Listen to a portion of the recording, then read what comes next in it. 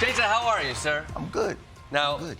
Now, they say this is your first YA romance novel, but Right. you insist it is not a romance novel. It is a book about love. Listen, I'm nervous to say that it is a romance novel. I'm nervous to say that it's not a romance novel because my buddies who work in romance are very particular about the craft that, their craft. Sure. What I will say is that there's romance here. There is romantic moments. But instead of thinking about it as a romance novel, for me, I like to think of it as a love story in which this young man is actually trying to figure out who he is in the midst of sort of these new feelings around his girlfriend. Ooh. Yeah. That's not, but that wouldn't fit on the cover, essentially. But that doesn't fit on the cover. It doesn't fit on the No. cover. So, I mean, this book looks at male sexuality. Do you know which states it will be banned in? I'd rather not say so I don't have to give them any ideas. Let's hope nobody. Let's hope nobody. But I'm sure it's going to happen somewhere. I was talking to you a little bit backstage. When I read your book, it brought back a lot of feelings. Yeah. It talks about somebody's first sexual encounter. Sure. And don't worry, I'm not going to go into mine at all on television. I appreciate it. Nobody wants that. Especially me. Especially you, yes. Okay, thanks. I mean, you could be a little kinder on that one there, Jason, but... But I think we said right off the bat, it puts you there. It puts you in a mindset there, and it is something that I don't find myself revisiting or literature paying much attention to. Was that part of the interest of tackling something like this? Yeah, I much like you, I haven't seen it either. And there's a question, right? That begs the question, why not? Why don't we get to see young men navigating the most vulnerable moments of their lives? Why don't we get to see them insecure and nervous and trying to activate the tender bits, right? Trying to be okay with their bodies. These are all very normal things that you and me and many young men have gone through, but we never get to see it in any form of media, let alone in literature. It's interesting, I think, when we talk to... We have a lot of different people who talk about the crisis of masculinity, of modern masculinity. Sure. And a lot of this looks at tech and the way kids are and young boys are affected by social media, but also their addiction to pornography. Yeah. Like my generation, I mean, I would have killed for pornography in my pockets. I would have killed for it. I couldn't find it. I wasn't cool enough to know anybody who had it anywhere. I didn't see pornography until I was 37. Just could never figure it out. But now, being a 13-year-old, you're learning about sex in totally different ways. When you think about something like that, and you deal with that somewhat in this book, too, your main character is 17 and has certain assumptions about the ways in which a first time goes. How do you balance telling an authentic story there with what you want to articulate to a young audience reading it? Yeah, I mean, it's tricky, right? I'm always very careful about coming into a story trying to teach any lessons. Yeah. Because I think young people can smell that a mile away. My job is just to bear witness to the realities of their lives. And sometimes that reality makes me uncomfortable, but it's something that we still have to grapple with, like pornography. And so for me, instead of me just inserting pornography into the story, it's also about the people around him and how they sort of contextualize it for him, right? When I was a kid and I started to have the sex talk with my mother was very aware that I had pornography.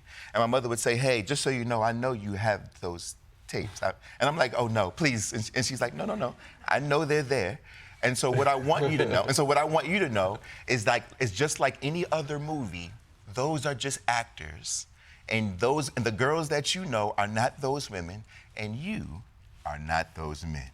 and I'm like, what do you mean? And she's like, you know what I mean. Well, and that's as you describe it in the book. That's exactly how it is. That's essentially taken from your experience with your mother, right? Absolutely. That almost sounds like a threat, too, like how we talk to countries with nuclear weapons. Like, I understand you have them, but I know more on my side as well. And the truth is, the consequences, though different from a macro level, could be just as devastating on a micro level. If we don't have these conversations, you could very well blow up your life and the life of the person that you claim to care about. It's just that simple. We have to pay attention. We have to communicate. We have to be kind. We have to be gentle and tender and compassionate. We have to acknowledge that the person across from us is not a piece of furniture, but as a human being.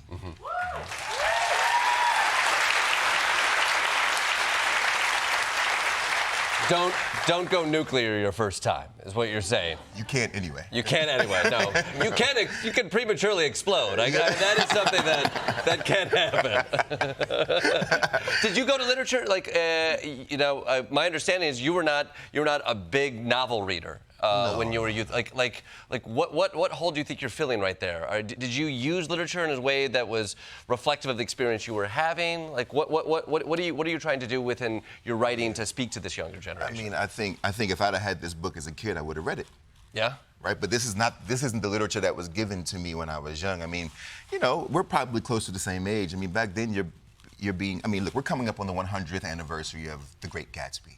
And even though I have a lot of respect for F. Scott Fitzgerald, as a kid growing up where I was growing up at the time that I was growing up, that seemed like a faraway land. The fancy parties and bow ties and black suits and all that, it's not my reality. I was, jeans and Jordans, right? And so I think with a book like this, we're able to say, like, your life as it exists today is a life that matters enough to be written about, right? Because if you don't see it that way, you don't know it. You don't know it. I feel like that's a lesson I learned too late in life in many ways, that like literature and art, you have to use it. You have to use it. You don't just engage with it, you have to use it, and you can use it to be reflective of your life or to make your life better or to gain perspective.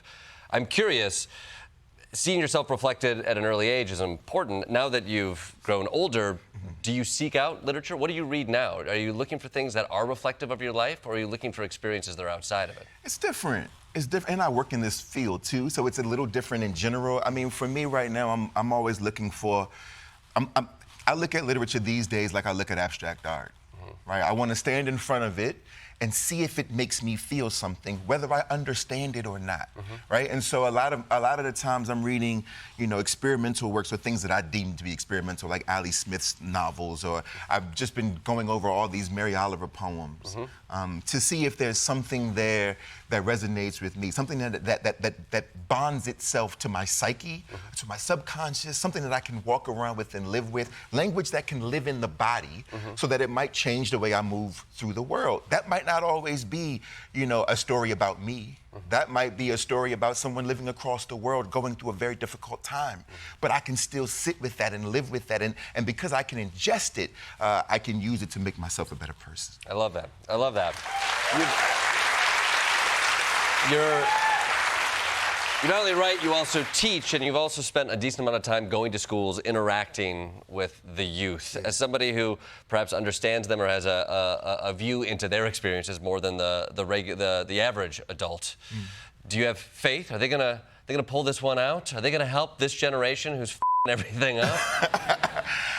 Yes. I know that The Atlantic, there's an article that came out about how college kids can't read books, and that there's all this stuff. We get all these tidbits about all the things they're not doing right. But as someone who's around them all the time, I think they have the biggest hearts that we've seen in human history. I think they care about things very differently. I don't always know that they have the vocabulary just yet, but the vocabulary that they do have has already shifted the way we think about the world in which we live. We can look at sex and gender and see how the young people have shifted the way that we talk about things and the way that we honor the identities of our fellow men and women and non-binary people, right? And so that's coming from the youth, right? When we think about gun violence, right? That movement is being led by the youth. When we think about the Women's March some years back, a lot of people there were very young, right, fighting this particular fight. And so I think that while we criticize them and while we worry, we have to remember that the people we're worrying about are just teenagers. And if we would give them a moment to grow up, give them time to mature, do our jobs, right, by creating a pathway in which they can walk instead of just judging them, right? Let's say, hey, look, I'll point the light this way. I may not drive the boat for you because I believe you can drive it yourself, but I'll definitely show you the way to go. And if we do that, I think we'll all be okay. I love that. I love that. 24 seconds from now is available. Jason Reynolds.